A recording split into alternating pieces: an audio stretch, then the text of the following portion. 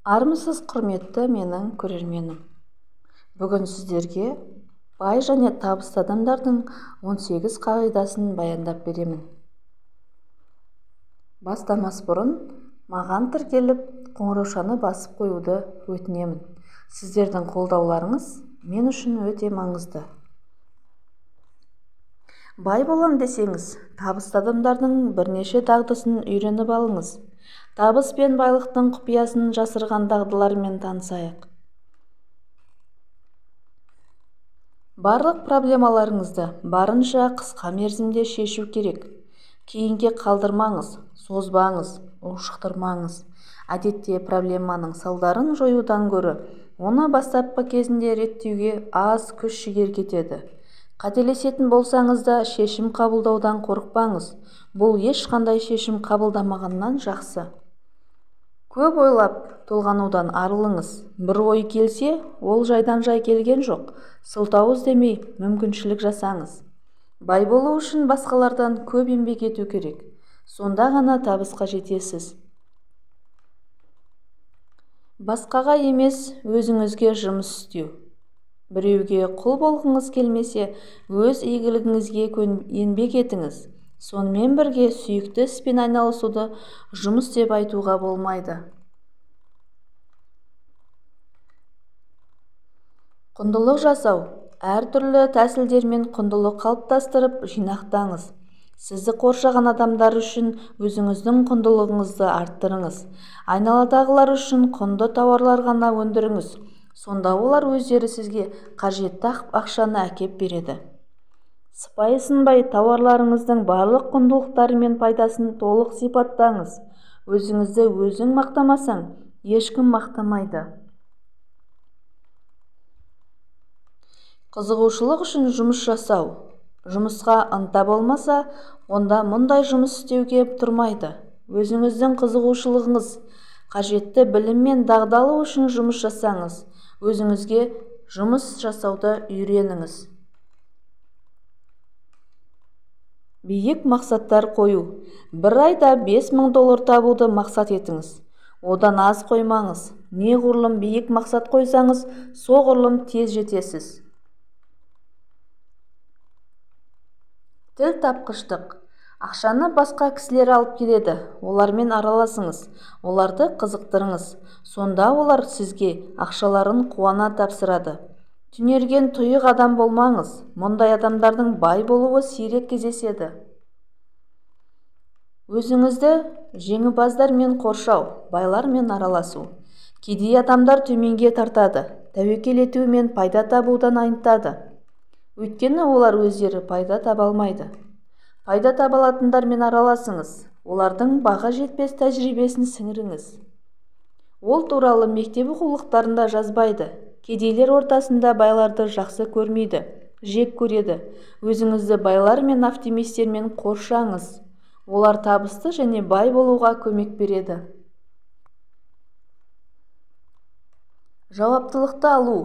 Кедейліктің серігі жауапсыздық. Бай болғыңыз келсе, өзіңізге жауапкершілік алудан қорықпаңыз. Одан жалтармаңыз. Одан пайда табуды үйреніңіз. Бизнес жасаңыз. Егер сізде ақша аз болса, кәсіп жасаңыз. Егер сізде мүлдем ақша жоқ болса, онда дереу дәл қазір бизнес жасаңыз. Ой іздеңіз, оны бизнес жобаға айналдырыңыз және инвесторлардың назарын аударыңыз. Пассивті табыс көздерін ашыңыз. Сіздің қатысуыңызсыз ақша алып келетін пассивті кіріс көздерін жасау жолдарын іздеңіз. Пассивті табыс – ол сіздің күш-жігеріңізге қарамастан келетін табыс. Өзіңіз тыным таппай еңбек етіңіз. Барлық операцияны өзіңіз жасайтын кәсіпке бизнесті құрмаңыз. Сіз үшін сіздің жұмысыңызды жасасын, ал сіз рахаттана өмір сүріңіз. Инвестициялау. Қаржы салу керек, бірақ оның көзін білу қажет. Барлық артықшылығы мен кемшілігін таразылаңыз. Барынша көп ақпарат жинаңыз. Проблеманы жете зерттеңіз. Негізсіз тәуекелге жол бермеңіз. Тәуекел орынды болу керек, ал инвестициядан түскен кіріс шығысты жабу керек. Бай және табысты адамдарды зерттеу, олардың өмірбаяндарын, табысқа жету жолдарын, неден бастағандарын, қалай еңкейгенін зерттеңіз. Олар қалай ойлайтынын түсініп көріңіз де солай ойлаңыз. Интернетте әлемнің ең бай адамдарының өмірбаяндары көп. Ең құрығанда аса көрнекілерінің өмірбаяндарымен танысыңыз. Өзіңізге сұрақ қою. Мынандай сұрақтар қойыңыз. Мен кіммін? Мен неге бірегеймін? Менде $1,000,000 болса, не істер едім? Кез келген позитивті ойлардың күші мен энергиясын пайдаланып, оларды әрекет етуге, алға жылжытуға бағыттаңыз.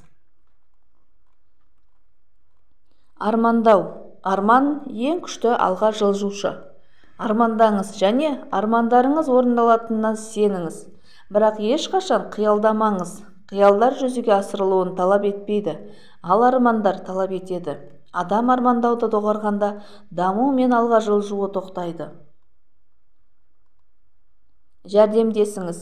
Шын жүректен көмектесіңіз. Бірақ өзіңіз қалаған адамға ғана қол ұшын беруді үйреніңіз. Үнемі көмек сұрайтындарға көмектеспеңіз. Ондай адамдар бөтеннің мейірбандығына арамтамақ болады. Көмек көрсетуді достарыңыз және туыстарыңызбен шектемеңіз. Мейлінше көп адамға көмек көрсетіңіз. Барынша көп адам сізге жәрдемдеседі. Мақтау. Комплимент жасаңыз. Бұл сіз айтқан адамдардың ғана емес, сіздің де өзін-өзі бағалауыңызды арттырады.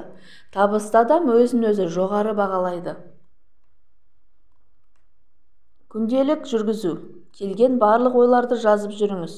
Істеріңізді барынша егжей-тегжейлі жазыңыз. Күнделігіңізді алдағы 1 айға толтырып қойыңыз. Бос парақ болмау керек. Сіздің ештеңе істемеуіңіз мүмкін емес. Күнделікке барлық жетістіктеріңізді, табыстарыңызды, сәтсіздіктеріңізді жазып жүріңіз. Оларды жадыңыздан шығармаңыз. Бұл құнды тәжірибе.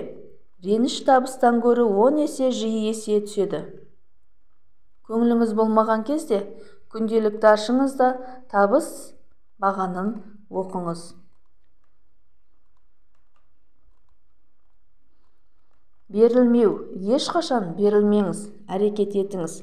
Бір орында тұрмаңыз, дамыңыз, ортаңызды дамытыңыз. Жоқшылықпен күресіңіз. Кедейшілік барлық адамдардың жауы. Кім онымен жақсы күреседі, сол бай және табысты болады. Тыңдағандарыңызға рахмет. Баршаңыз бай қуатты болыңыздар. Назарларыңызға рахмет.